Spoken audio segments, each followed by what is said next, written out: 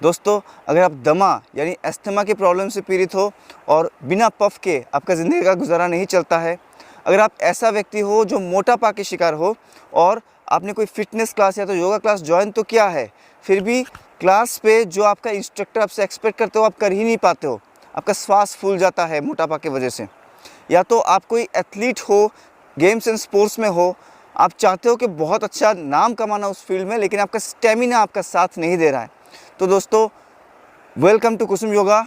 नमस्कार, my self Amlan. और आज आपको मैं कुछ ऐसी बेहतरीन ब्रीदिंग टेक्निक, यौगिक ब्रीदिंग टेक्निक, कुछ क्रिया बताऊंगा जिसके द्वारा आप इन सारे समस्याओं को हल कर सकते हो। दोस्तों, वीडियो को स्किप ना करें, अगले कुछ ही मिनट की बात है, कुछ मिनट में मैं आपको बेहतरीन सारे टेक्निक बताने वाला हूँ। 4 बेहतरीन ब्रीदिंग टेक्निक लंग्स के लोअर पार्ट, मिडिल पार्ट और अपर पार्ट को अच्छे से क्लींस और स्ट्रेंथनिंग करने का टेक्निक मैं आपको बताऊंगा। ठीक है, तो शुरू करते हैं। सबसे पहला जो टेक्निक है that is called doggy breathing. तो आपको कुछ इस तरह से बैठना है। दोनों टोस को मैंने एक्टिव कर लिया। अगर आपको ऐसे बैठने में परेशानी हो रही है तो आप किसी भी कुर्सी पे बैठ सकते हो। कुर्सी के आगे वाले एज पे आगे बैठे और अपर बॉडी को थोड़ा सा आगे झुका के रखें। दोनों घुटने के ऊपर आप सपोर्ट रखेंगे। इस पोजीशन से दोस्तों आपको क्या करना है, अपने टंग को बाहर निकालेंगे, मुंह को हल्का सा खुला रखेंगे और उसके थ्रू आपको इनहेल एंड एक्सहेल करना है। आपने देखा होगा जैसे कोई छोटा कुत्ता होता है, हम कुत्ता पालते हैं घरों में, तो जब वो खेलता है, दौड़ भाग करता है, तो अचानक से अपने बॉडी में ऑक्सीजन की कमी को पूरा करने के लिए वो क्या करेगा, अपने टंग को बाहर निकालेगा और मुंह के थ्रू श्वास लेता है और छोड़ता है। इसी को हमें कॉपी करना है। हमें कितना बार करना है, एक सेट में कम से कम 50 बार करेंगे और अभ्यास के साथ साथ आप इसको 5 से 6 सेट तक कर सकते हो। तो मैं एक बार आपको करके दिखाता हूँ। इस तरह से आगे झुकना है, टंग को बाहर निकालेंगे और फिर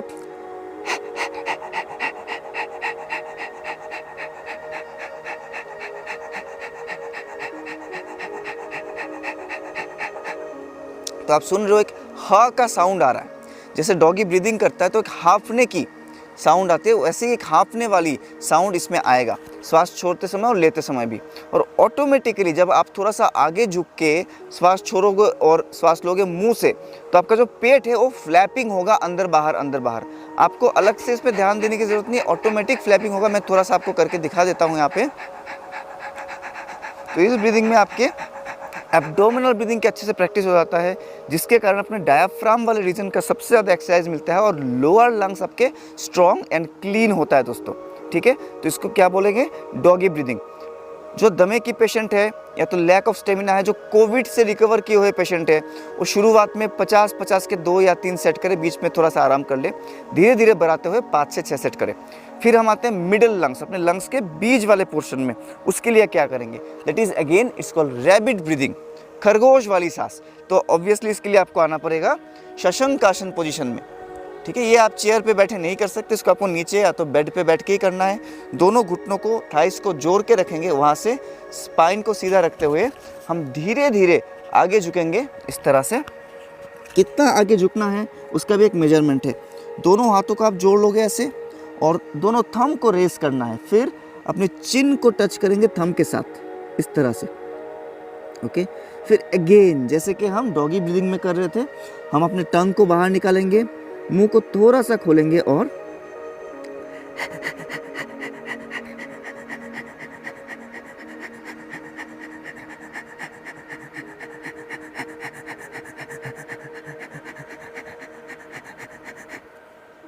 तो आप समझ पा रहे हो। आप अगर माइन्यूटली ऑब्जर्व करोगे, देखोगे ध्यान से, तो मेरे पीठ में एक मूवमेंट दिख रहा होगा ऊपर नीचे होने का। ये किस लिए हो रहा है, क्योंकि श्वास मेरे पेट तक आने की कोशिश कर रहा है, लेकिन पेट मेरा दबा हुआ है अपने थाइस के अगेंस्ट में। इसलिए लोअर बेली या तो lower portion of the lungs ज़्यादा एक्टिवेट नहीं हो पा रहा है। वो हवा अपने आप मेरे मिडिल लंग्स को ज़्यादा पुश कर रहा है। ठीक है, तो मिडिल लंग्स को क्लीन और एक्टिव करने के लिए बेहतरीन अभ्यास है ये। एस्थमेटिक पेशेंट इसको ज़रूर और ज़रूर करें। काउंटिंग इसका भी ऐसा ही है। ये थोड़ा ज़्यादा थकाने वाली प्रक्रिया है comparing to the doggy breathing. तो आपको इसको कोशिश करें कम से कम 30 बार करें एक बार में, 30 टाइम्स। फिर थोड़ा सा रिलैक्स कर ले, फिर दोबारा करें। रिलैक्स करने के लिए ऊपर उठने की ज़रूरत नहीं है। और इन दोनों ही क्रिया में एक बात ध्यान रखें, आपका गला सूखने का, मुंह सूखने का एक टेंडेंसी रहेगा, क्योंकि आप ऑरल ब्रीदिंग कर रहे हो, मुंह खोल के श्वास भर रहे हो, श्वास छोड़ रहे हो, तो आपको जब लगे कि गला पूरा सूख गया है, वहाँ पे आप थोड़ा सा मुंह को बंद करके सलाइवा इंटेक कर लीजिए। इसमें कोई परेशानी नहीं है, आप कर सकते हो। तीसरा क्रिया दोस्तों अपने अपर लंग्स को एक्टिवेट करने के लिए, बहुत ही पावरफुल क्रिया है और केवल लंग नहीं, इसके मल्टीपल बेनिफिट्स है। ठीक है, ये हमारे थायराइड ग्लैंड को मजबूत करता है, ऑप्टिकल नर्व्स है, आंखों की जो नर्व्स है उसको स्ट्रॉन्ग करता है, तो बहुत सारे बेनिफिट्स है। आप यही से क्या करेंगे, जैसे हम पहले बैठे थे डॉगी ब्रीदिंग के लिए, उसी तरह से टोस को एक्टिव करके बैठेंगे, दोनों पैरों में थोड़ा सा गैप रखेंगे और ऐसे अपने हाथों को घुमा के इस तरह से रखेंगे। अब टोस को एक्टिव करना ना करना आपके ऑप्शन है, आप चाहो तो फ्लैट टो भी बैठ सकते हो अगर आपको कंफर्टेबल लगे तो। अब करना क्या है, इसमें एक परेशानी है, कुछ लोग समझ नहीं पाते कि ये अपर लंग्स का एक्सरसाइज है, नॉट जस्ट कि हमें ब्रीदिंग करना है, अपर लंग्स को एक्टिवेट करना है। तो अपने शोल्डर्स एरिया को ऐसे ना रखें, स्क्वीज ना रखें, चेस्ट को आगे पुश करेंगे, शोल्डर को खुला रखेंगे, ठीक है, और वहां से फिर लंबा श्वास भरेंगे बिल्कुल पेट तक, और इसका नाम है लायन ब्रीदिंग। तो बिल्कुल शेर की तरह दहाड़ते हुए टंग को बाहर निकालेंगे, मुंह से श्वास छोड़ेंगे और आंखों को बड़ा बड़ा करके वाइड करके हमें देखने की कोशिश करना है। ये करते हुए शर्माना नहीं है, हंसना नहीं है। काफ़ी लोग शर्म के लिए प्रैक्टिस नहीं करते कि घर में चिल्ला रहे हैं। दोस्तों कोई भी योग आप करो, आपको ये सोचने की ज़रूरत नहीं कि कौन देख रहा है, कौन क्या सोच रहा है, आप अपने खुद के लिए कर रहे हो। इनहेल और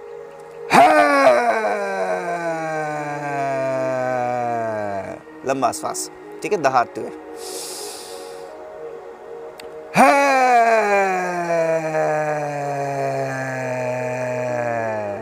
अगेन,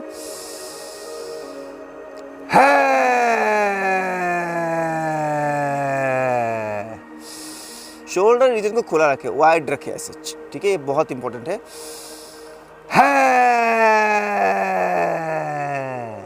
तो इसको कितना बार करेंगे, 5 to 9 टाइम्स इसको करेंगे। तो दोस्तों हमने तीनों पार्ट का अलग अलग अभ्यास किया, lower lungs activation, middle lungs activation and upper lung activation. अब ऐसा कोई क्रिया है कि जिससे हम पूरे लंग को एक साथ एक्सरसाइज कर सकते हैं? हाँ दोस्तों, उसको अंत में करना है तीनों करने के बाद, which is known as tiger stretch breathing, व्याघ्रासना श्वास। बहुत ही सरल है, सिंपल एक्सरसाइज है।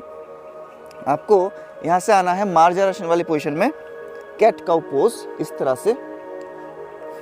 ध्यान रखेंगे आपके हाथ और जो घुटने की दूरी है वो आपके ट्रंक के बराबर हो, ट्रंक का जो लेंथ है उस बराबर हो।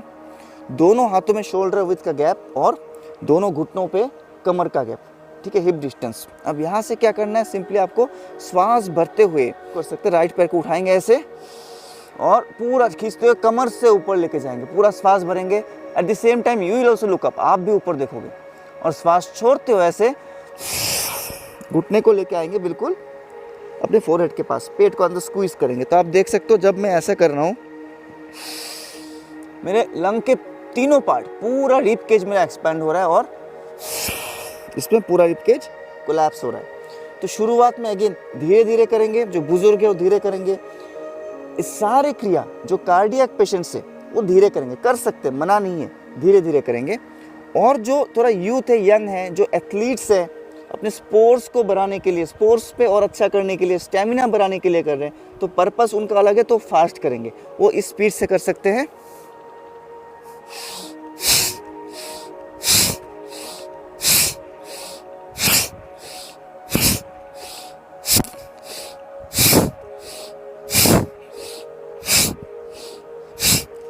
पंद्रह से 20 बार एक पैर से, फिर 15 से 20 बार दूसरे पैर से, ऐसे।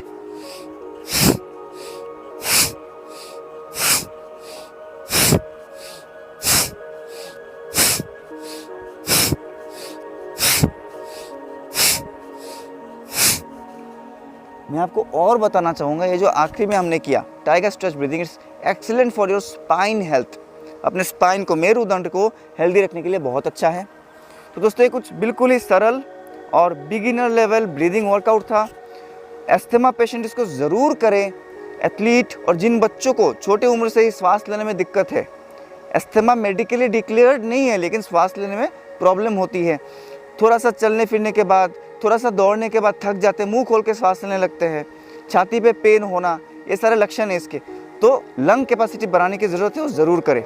मुझे फीडबैक ज़रूर लिखिए, कमेंट में ज़रूर लिखिए कैसा आपको लगा, कुछ और आपको जानना है, कोई भी डाउट है, feel free to write in the comments. बहुत बहुत धन्यवाद कुसुम योगा चैनल के इस जर्नी में हमें साथ देने के लिए। दोस्तों, आपका साथ का हमेशा आशा रहेगा। Please like, share and subscribe. Thank you.